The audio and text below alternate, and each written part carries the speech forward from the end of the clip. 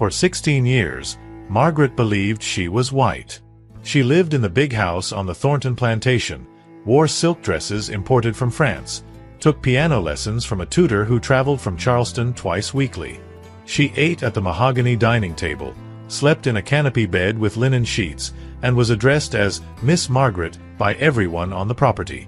The people who worked the fields bowed their heads when she passed.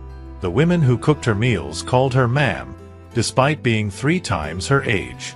Then, on an August afternoon in 1858, Margaret overheard a conversation she was never meant to hear. 2 words that shattered every certainty she'd built her life on: her mother.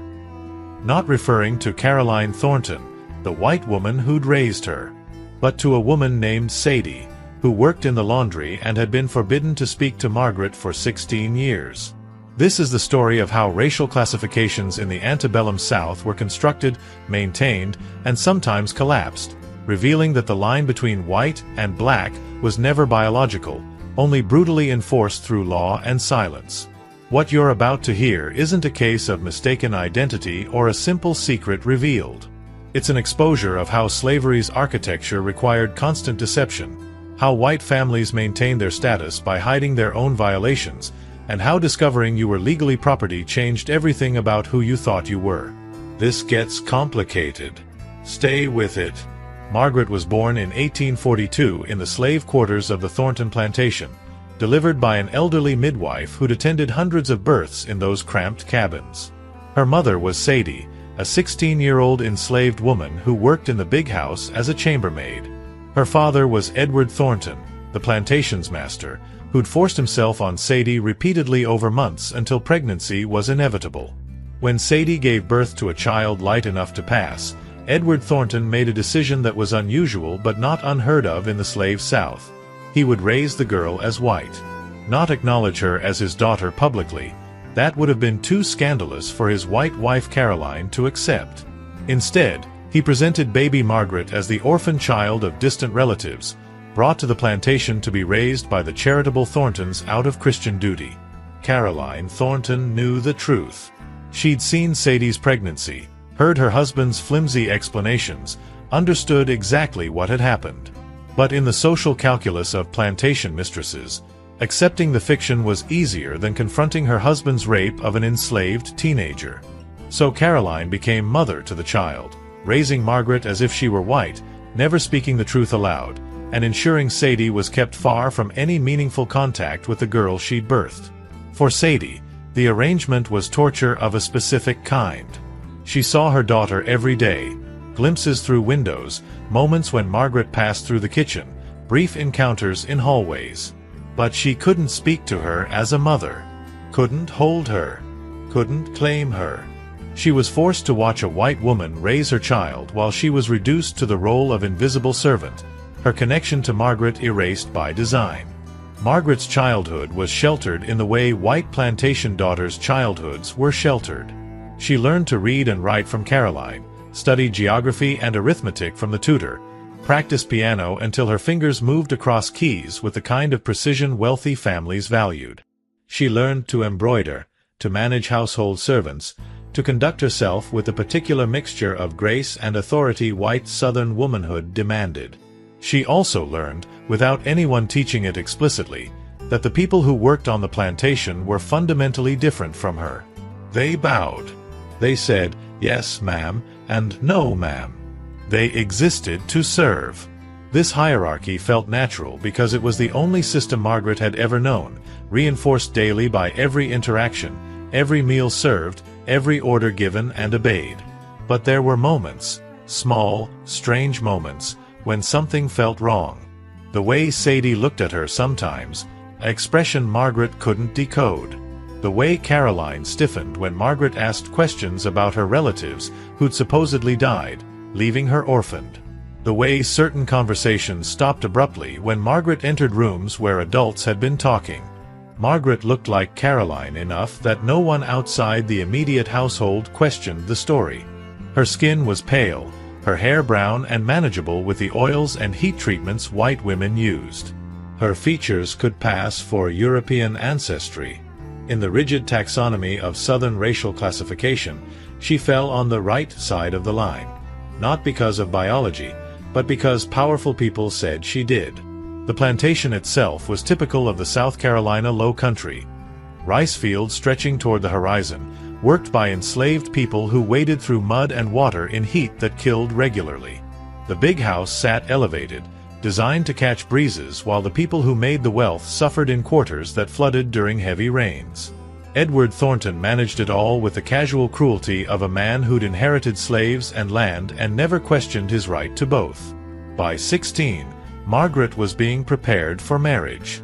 Caroline took her to Charleston to be fitted for dresses, introduced her to young men from other planter families, and began the social maneuvering that would secure Margaret's future as a plantation mistress herself. Margaret played her part, understanding this was what women of her class did. Married well, managed households, produced children who would inherit the system. Then came August 1858. Margaret was walking past the parlor when she heard two enslaved women talking, their voices low but clear enough through the partially open door. They were discussing Sadie, whose health had been declining. One said, "She asking to see her girl before she dies." The other replied, "Master won't allow it. Ain't allowed it for 16 years, won't start now." Margaret froze. She knew they were talking about her. The timeline fit, the secrecy fit, the sudden clarity of all those strange moments fit. She stood in the hallway, one hand on the wall to steady herself, her mind restructuring everything she'd believed about her life. That evening, she confronted Caroline. Not directly at first. She was too well trained in deference to authority for that. She asked careful questions about her parentage, about the relatives who'd supposedly died. Caroline's face went pale, then hard. "You'll never speak of this," she said, her voice shaking. "Whatever you think you've heard, you'll never repeat it.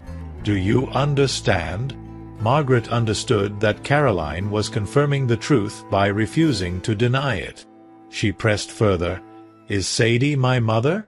Caroline stood abruptly, the chair scraping loud against wooden floors. "You are my daughter. You were raised in this house. Your place is here. That's all that matters." But it wasn't all that mattered. Because in a single conversation, Margaret had gone from being a white plantation daughter with a secure future to being legally, under the laws that governed everything in the South, property.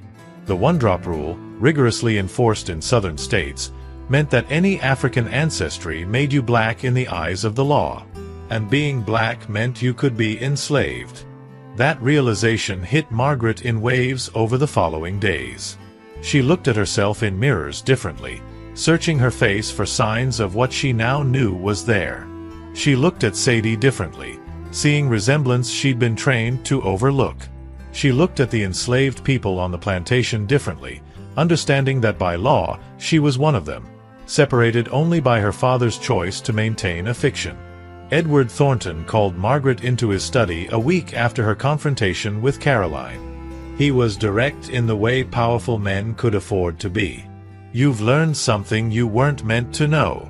What you do with that knowledge determines your future.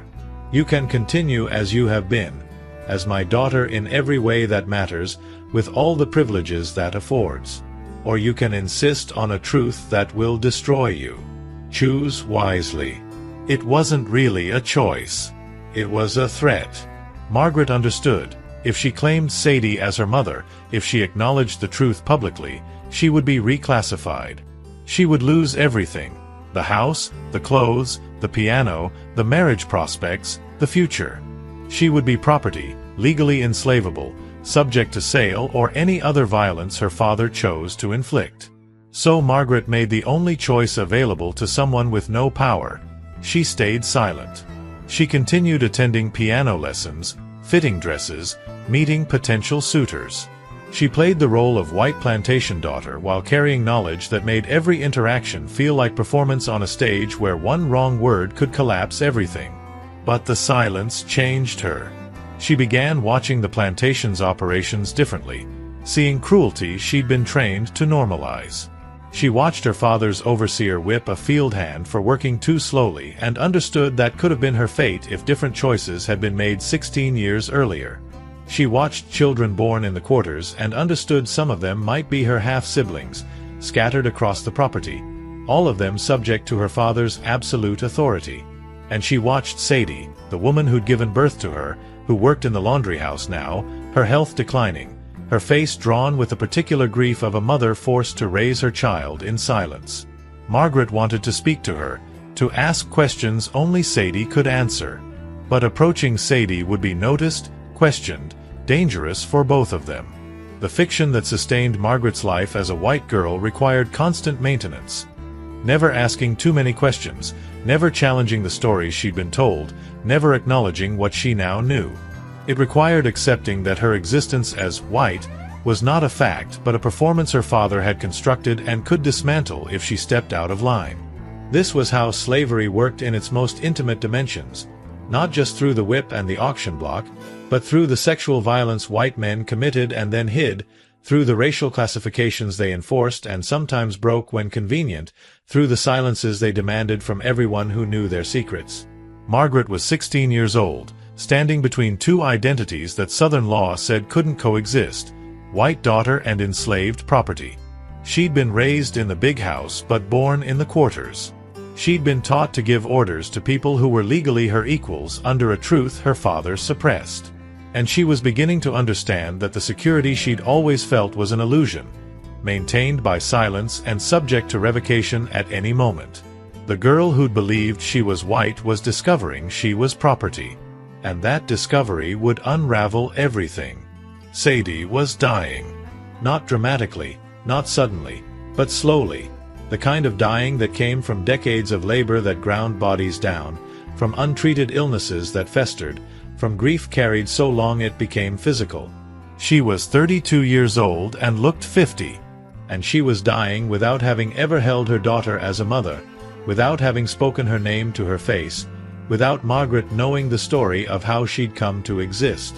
Sadie had been born on the Thornton Plantation in 1826, the daughter of two field workers who'd been purchased together specifically because Edward Thornton's father believed breeding enslaved people was more profitable than buying them at auction.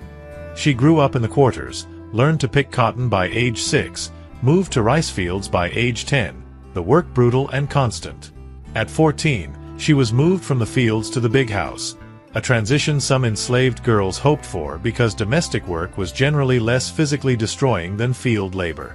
But domestic work came with its own dangers, especially for girls entering puberty under the gaze of white men who saw enslaved women as sexual property they could access without consequence.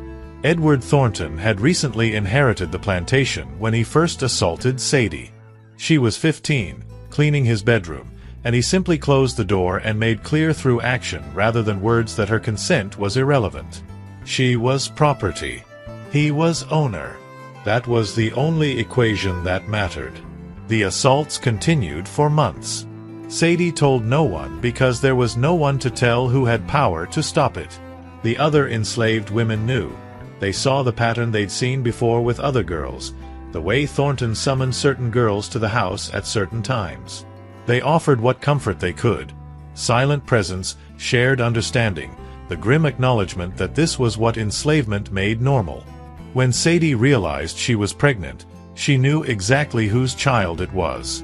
She also knew that pregnancy by the master was dangerous in complicated ways. Some white wives reacted with rage directed at the enslaved woman rather than the husband. Some masters sold pregnant women to hide evidence of their sexual violence. Some allowed the pregnancies but treated the resulting children with particular cruelty. Caroline Thornton's reaction was cold pragmatism. She didn't punish Sadie directly. That would have required acknowledging what Edward had done. Instead, she simply began treating Sadie as if she were invisible, speaking around her, never to her, making clear that whatever happened next, Sadie would have no say in it. When Margaret was born in 1842, light-skinned enough to potentially pass for white, Edward made his decision. The baby would be raised in the big house, presented as an orphan relative, and Sadie would be forbidden from claiming her. Sadie was moved out of the house immediately after birth, reassigned to the laundry, and given explicit orders never to approach the child, never to speak of their relationship, never to acknowledge Margaret as anything other than the master's adopted daughter. For Sadie, this was a form of death while living. She'd given birth but was denied motherhood. She could see her daughter but couldn't touch her. She watched Margaret grow. First steps, first words, all the milestones mothers tracked, from a distance that might as well have been miles. The proximity without connection was its own torture, designed and enforced by people who understood that this particular cruelty would keep Sadie compliant through the devastating power of hope that someday things might change. They never did. Margaret grew from infant to toddler to child to teenager, and Sadie remained the invisible woman who washed the family's clothes, who existed on the plantation's margins, who aged rapidly under the weight of labor and grief. Other enslaved women on the plantation knew the truth. They saw Sadie's pain, saw Margaret's resemblance to her, saw the way Sadie watched whenever Margaret appeared. Some offered quiet support, extra help with laundry, shared food, silent companionship. Others kept their distance, afraid that association with Sadie might draw unwanted attention from the Thorntons. Sadie named her daughter in her mind long before the Thorntons gave her the name Margaret. She called her Ruth in silent prayers, after a grandmother who'd been sold before Sadie was born, but whose name had been passed down as one of the few possessions enslaved people could keep. Margaret never knew this name, never knew that in her mother's private thoughts, she had a different identity entirely. As Margaret grew older, Sadie sometimes caught glimpses of her own features in the girl's face. The curve of her jaw, the shape of her eyes, small inheritances that genetics had passed along despite the social system's insistence they were unrelated.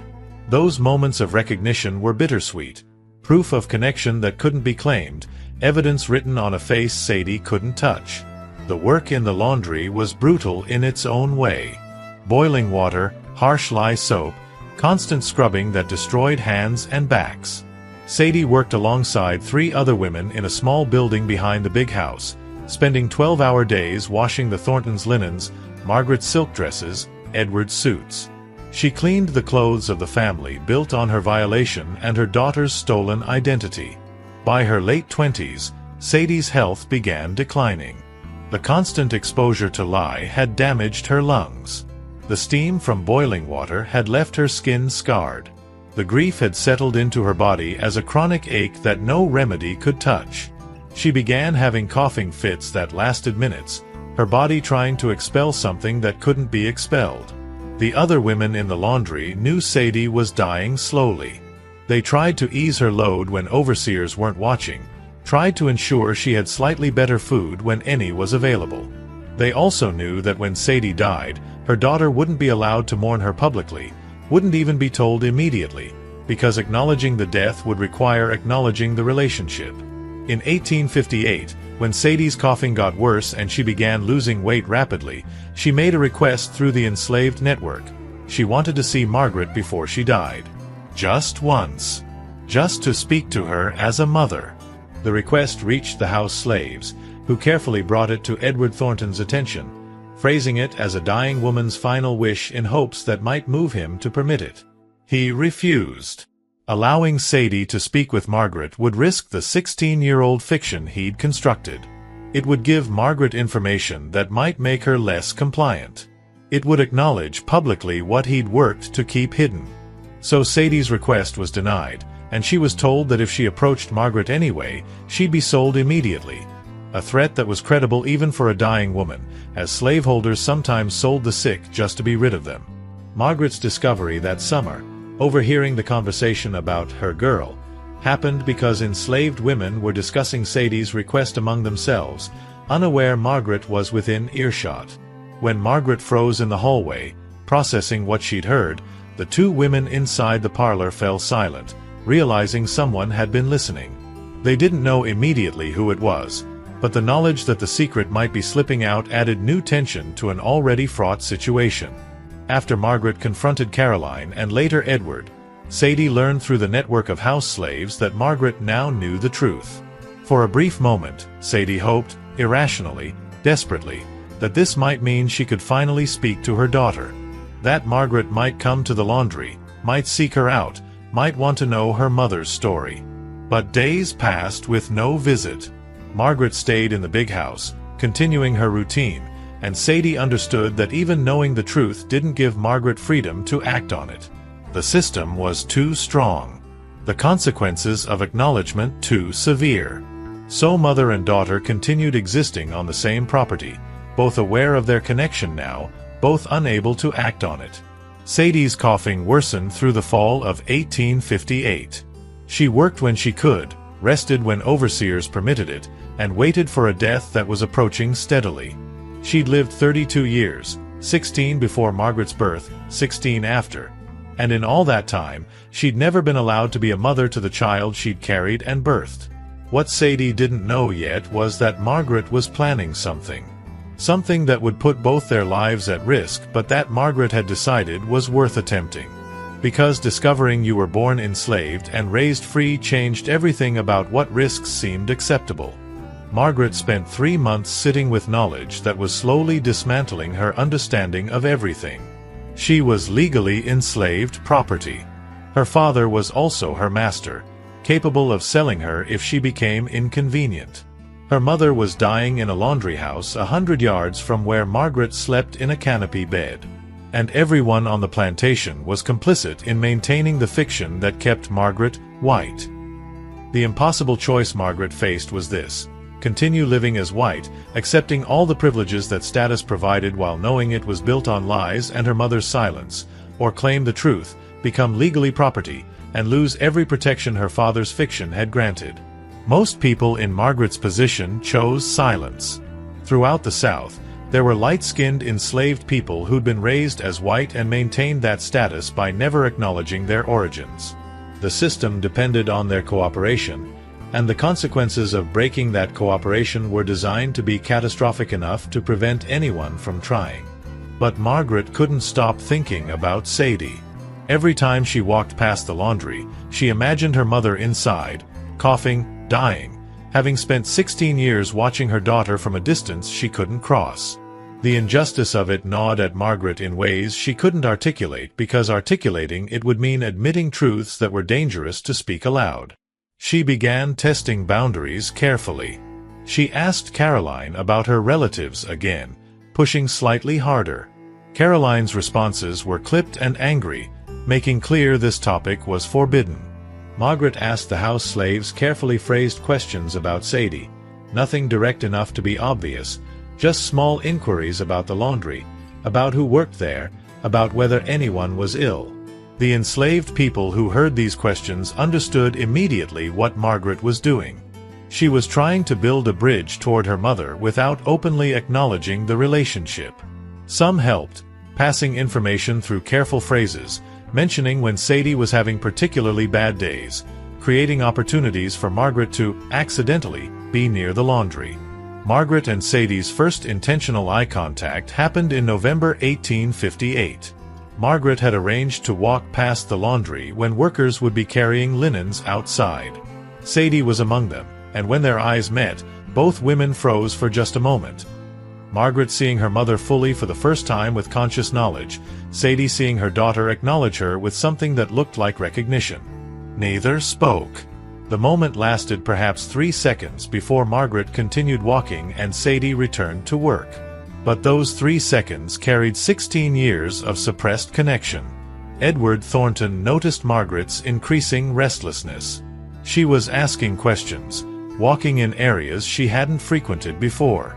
He pulled her aside one evening and reminded her, with careful menace, that her current life existed only because he allowed it. You think discovering your birth changes something. It doesn't. But you could very easily become my property instead. One conversation with the right people, and everything you have disappears. You'd be in those quarters by nightfall. Margaret understood. The threat was explicit. Her white identity was a gift her father could revoke. But the threat had an opposite effect than Edward intended. It clarified for Margaret that her white identity wasn't real. It was maintained by fear, by her father's willingness to destroy her if she challenged him. She made her decision in December 1858. She would go to Sadie. She would speak with her as a daughter. She would claim the relationship publicly if necessary, even knowing that claim would legally enslave her. On a cold January night in 1859, Margaret left the big house at 2 in the morning. She walked across the yard toward the quarters, a collection of rough cabins where enslaved people slept. She'd never been there before. White daughters didn't enter that space. An elderly man sitting outside one of the cabins saw her approach, his eyes widening in confusion. Margaret asked quietly, "Which cabin is Sadie's?" He hesitated, then pointed to a cabin 3 down. Margaret knocked softly. Movement inside. Then Sadie opened the door, her face showing shock and fear. For a long moment, neither spoke. Then Margaret said, very quietly, the first words she'd ever directly addressed to her mother, "I know you're my mother. And I needed you to know that I know." Sadie pulled Margaret inside quickly, panic-sharp in her movements. "You can't be here. If they find out—" "I don't care," Margaret interrupted. "You're dying. And I wasn't going to let you die without ever speaking to you." They sat on the single bed in the tiny cabin, surrounded by poverty that made Margaret's upbringing feel obscene. And Sadie told her daughter the story she'd never been allowed to tell. How Margaret had been conceived through rape, how Edward had assaulted her repeatedly, how the pregnancy had progressed, how Margaret had been taken from her within hours of birth. Margaret listened, her worldview reconstructing itself with every sentence. She'd been raised to see her father as benevolent. Now she understood he was a rapist who'd stolen his own child from the woman he'd violated. They talked for 2 hours, aware that discovery would be catastrophic but unable to stop. Sadie told Margaret about her own mother, sold before Margaret's birth. About siblings lost to the internal slave trade. About the life Margaret would have lived if Edward hadn't decided to raise her as white. Dawn was approaching when Margaret finally left. Sadie held her at the door for a long moment, the first embrace between mother and daughter in 16 years. Then Margaret slipped back toward the big house. Caroline was waiting in Margaret's room, her face tight with fury and fear. "Where have you been?" Margaret made a choice. She could lie, or she could speak the truth she'd been carrying for months. She chose truth. "I was with Sadie. My mother." Caroline's face went pale. "You've just destroyed your life." "No," Margaret said quietly. "I've just started living it honestly." By morning, Edward Thornton knew about Margaret's midnight visit to the quarters. Caroline had told him immediately, her panic overriding any protective instinct. Edward's response was cold and decisive.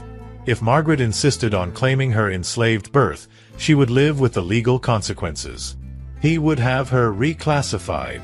Reclassification was the legal process by which someone who'd been living as white could be officially designated as black and therefore subject to enslavement. Edward Thornton had all the power necessary to make it happen. He called Margaret into his study that morning and spoke with chilling precision. "You've made your choice. You'll live with it. I'll file the papers this week. You'll be legally property by the end of the month. You'll work alongside your mother in the laundry until I decide what to do with you. Maybe I'll sell you. But you'll never be my daughter again." Margaret had known this was coming, had chosen it, even, but hearing it spoken aloud made the reality crash down with new weight. Everything she'd known as her life would end. The piano, the dresses, the bedroom, the social status, all of it would vanish. Caroline wept when the papers were filed. Not for Margaret's sake, but for her own. The scandal would damage her social standing. Edward showed no emotion. He processed Margaret's reclassification with the same efficiency he used for any plantation business. He filed documentation with the county courthouse stating that the girl known as Margaret Thornton was in fact of African descent, born to an enslaved mother, and therefore property under South Carolina law. The documentation was accepted without resistance. White men's testimony about racial classification was rarely questioned. If Edward Thornton said the girl was black and enslaved, then she was. The day the papers were finalized, Margaret was moved from the big house to the quarters. She packed nothing. Enslaved people didn't own possessions.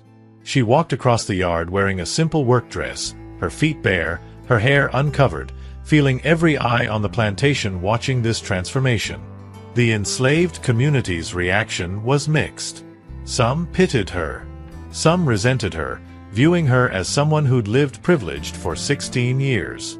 Some simply watched warily, understanding that her reclassification demonstrated how fragile any claim to whiteness could be when white men decided to revoke it. Sadie's reaction was complicated grief.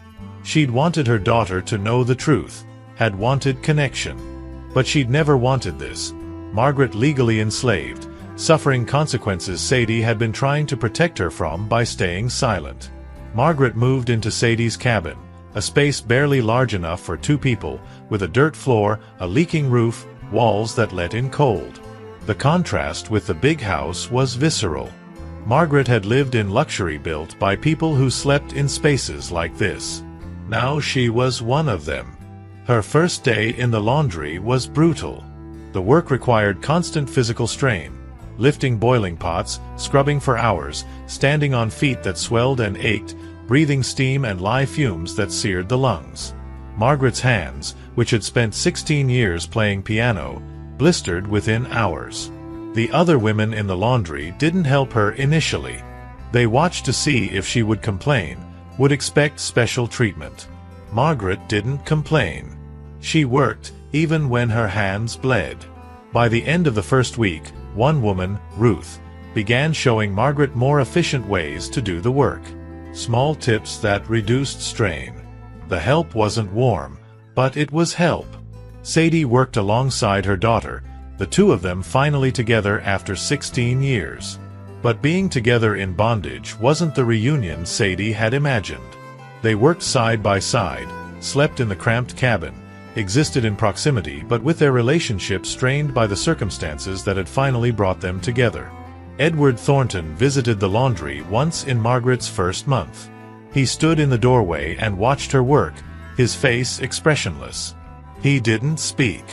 He simply looked, establishing his authority through presence, a reminder that he controlled every aspect of her existence now. Caroline never visited. She stayed in the big house, her social life curtailed by scandal. Other plantation mistresses whispered about the Thorntons, about Edward's relationship with an enslaved girl, about Caroline's failure to control the situation. Margaret's marriage prospects evaporated instantly. The young men who'd been courting her learned she'd been reclassified as enslaved. All immediately ended any potential courtship. Margaret Thornton, the well-educated planter's daughter, ceased to exist in their social world. By spring 1859, Margaret had been enslaved for 3 months. Her hands were scarred and calloused. Her back ached constantly. She was learning what every enslaved person knew, that survival required a particular kind of endurance, a capacity to keep working despite conditions designed to break you. And she was learning it the way every enslaved person learned it, through experience that couldn't be taught, only lived through. Margaret spent her first year as legally enslaved learning lessons that couldn't be taught in Caroline's parlor. How to move through a plantation without drawing white attention. How to gauge an overseer's mood before he was close enough to strike. How to keep working when your body insisted it couldn't continue. The enslaved community treated Margaret with cautious acceptance. Her first months had proven she wouldn't demand special treatment. She worked as hard as her inexperienced hands allowed. She didn't complain. These were the minimum requirements for acceptance. Ruth, the older woman who'd first offered guidance, became something like a mentor. She'd been enslaved on the Thornton plantation for 40 years. She taught Margaret practical skills, which house slaves could be trusted to pass messages, which overseers would beat you for minor infractions, how to hide small amounts of food when rations were short. But Ruth also taught Margaret something harder, how to swallow rage that had nowhere productive to go. You're angry.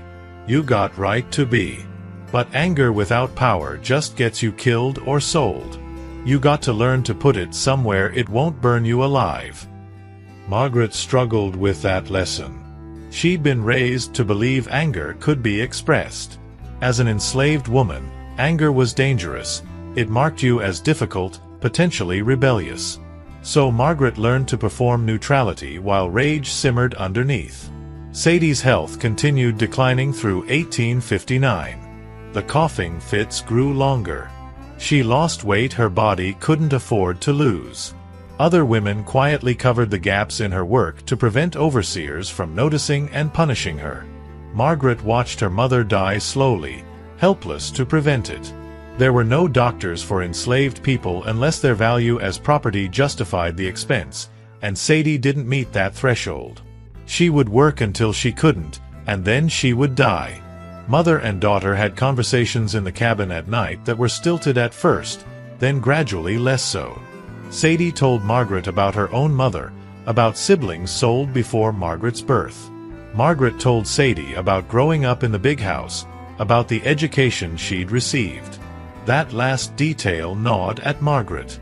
She was literate. Caroline had taught her to read and write. But teaching enslaved people to read was illegal in South Carolina, punishable by whipping or worse. Margaret's literacy was evidence of her former status, something that set her apart. She kept it hidden initially. Then one night, Ruth mentioned that her son had been sold to Georgia and she couldn't read the letters he occasionally sent. Margaret made a choice. I can read. If you get letters, I can tell you what they say. Word spread quietly that Margaret could read and would help others with letters. This created a strange dynamic, a formerly white girl now serving a function that connected enslaved people to family members separated by sale. It gave Margaret a role beyond her labor. But it also created risk. If overseers discovered Margaret was reading and helping others read, the consequences would be severe. So the help happened in secret, letters passed quietly, Margaret reading by firelight after the plantation had gone dark. Through these letters, Margaret learned the scale of family separation slavery enforced. Almost everyone in the quarters had relatives who'd been sold. Children, parents, siblings, spouses. The letters that reached them were brief and guarded, aware that masters might read them before allowing delivery. One letter Ruth received from her son said simply, "Tell Mama I remember her face. Tell her I'm still here." Just that, a 19-year-old man sold at 17, writing to reassure his mother he still carried memory of her. Ruth cried when Margaret read it to her, the tears silent because even grief had to be controlled. Margaret's first winter as enslaved was brutal. The cabin had inadequate heating, a small fireplace that barely warmed the space, drafts through walls. Margaret had never been cold like this. The big house had been well heated. Now she learned what it meant to wake with frost on the blanket, to work all day with hands too numb to fully feel. The food was equally harsh. Rations of cornmeal, occasional salt pork, nothing fresh. Margaret's body, accustomed to varied and plentiful meals, struggled to adjust. She lost weight. Other women showed her how to supplement rations with vegetables grown in small plots, how to make meals stretch. Spring 1860 brought new challenges. Rice planting season meant even laundry workers were sometimes sent to fields when labor demands peaked.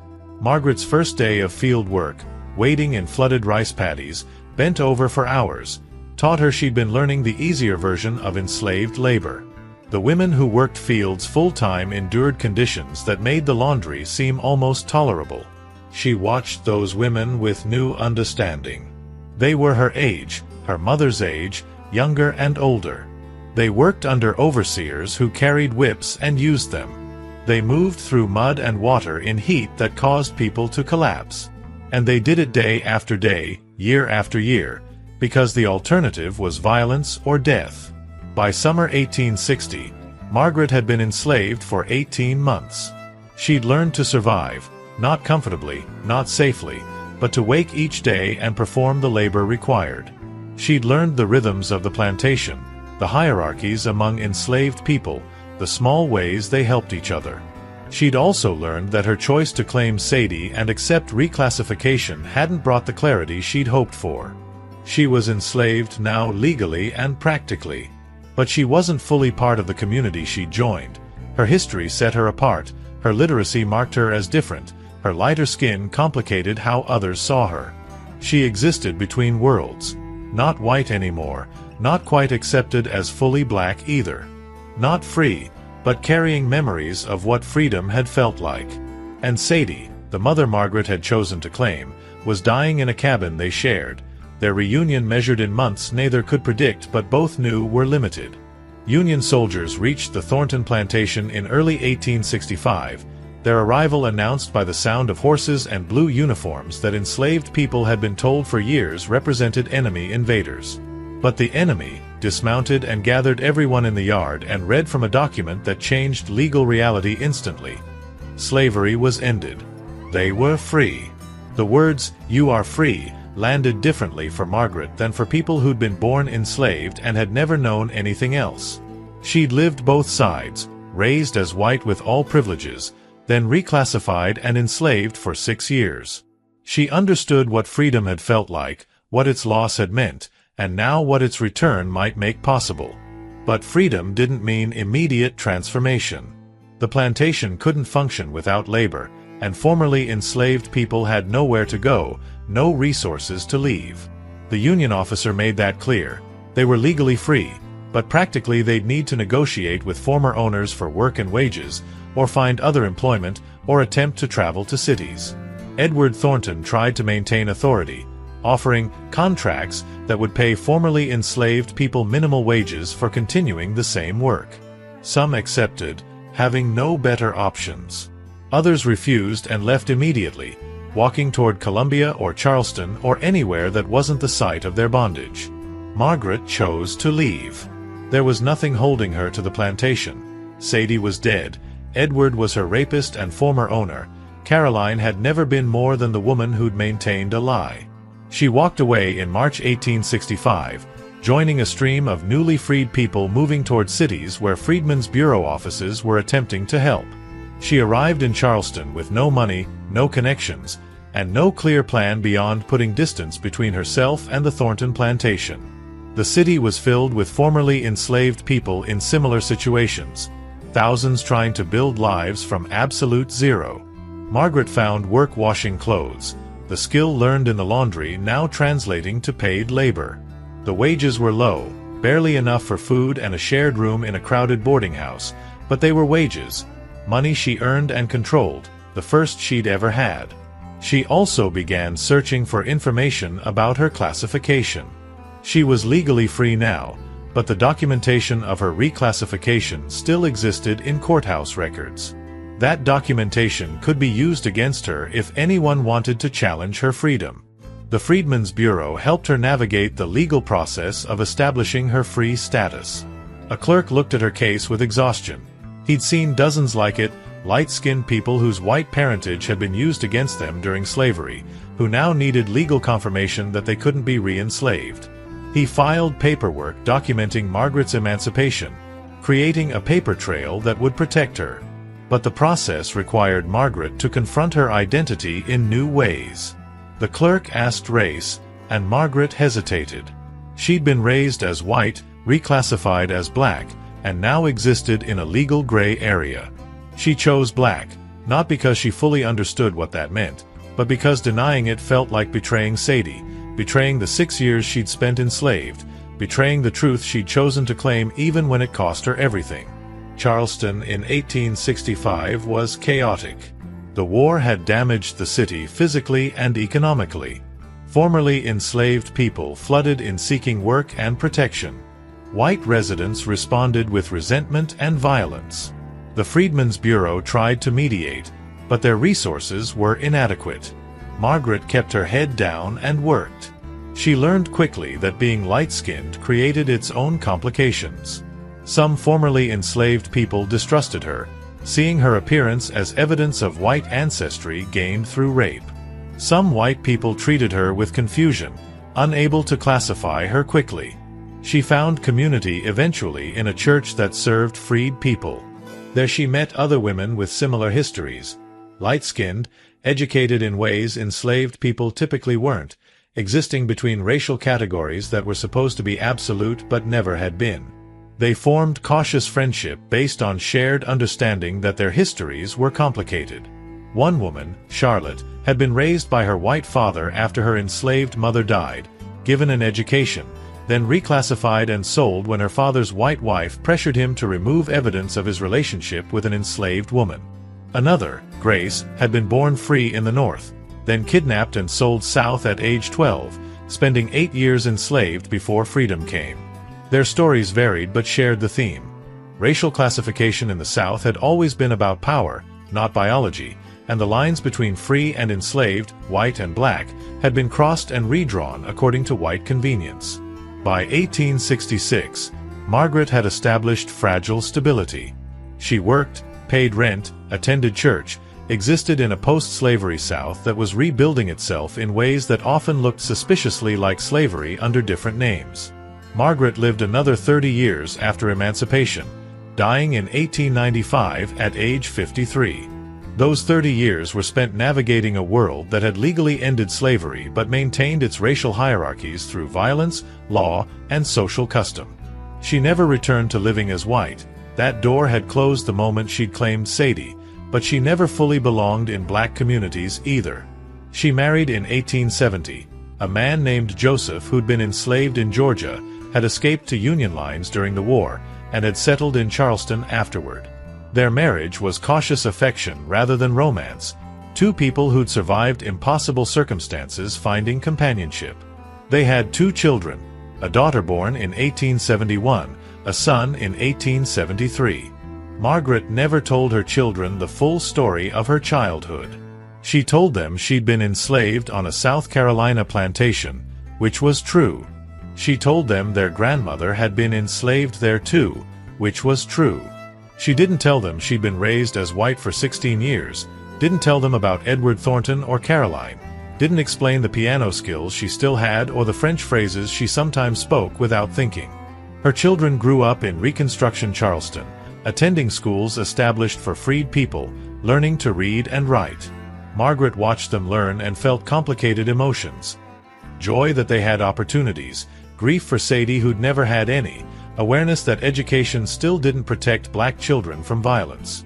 The 1870s and 1880s saw Reconstruction's promises eroded systematically. Federal troops withdrew. White supremacist groups used terrorism to suppress black political participation.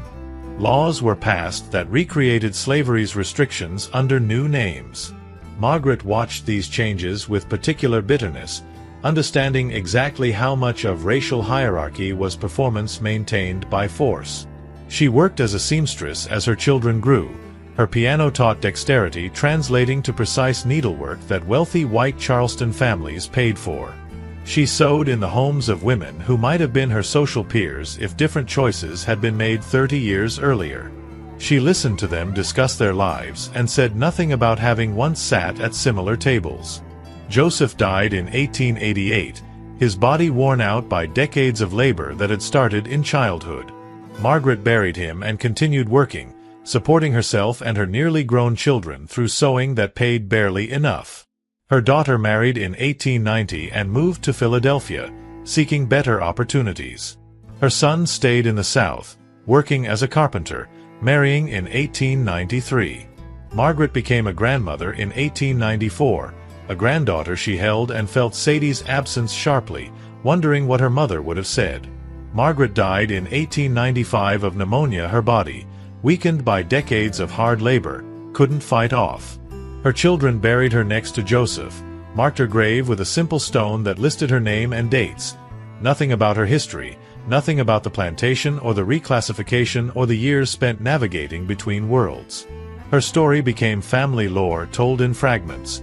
Grandma was enslaved. She could speak French somehow. She played piano once at a church service and everyone wondered where she learned. The details were too complex to pass down fully. But in a trunk that stayed in the family, Margaret had kept a few things. A letter from Sadie saying simply, "I'm glad I knew you. I'm glad you claimed me." A document from the Freedmen's Bureau confirming Margaret's free status. A photograph taken in Charleston in 1880, Margaret at age 38, her face serious, her eyes carrying a weight the camera couldn't fully capture. Those items passed down through generations.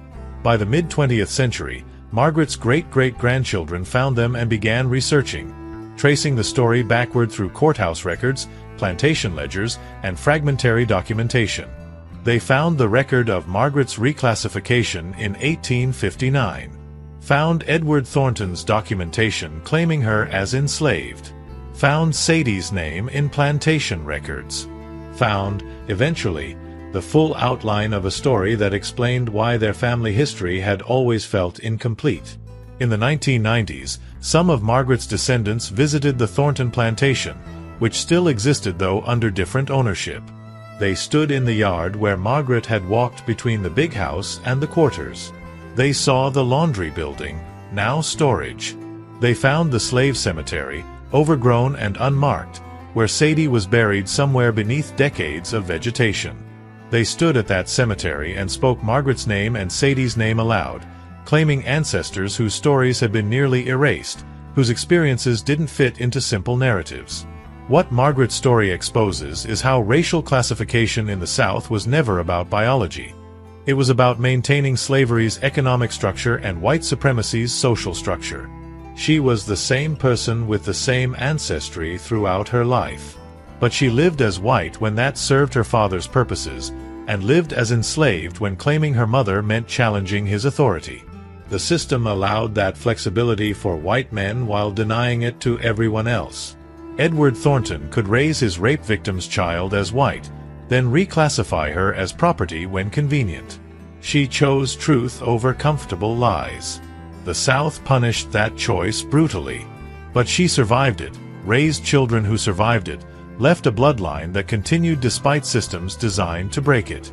And generations later, her descendants stand in cemeteries speaking names that were nearly forgotten, claiming histories that were almost lost, refusing to let what was done remain hidden.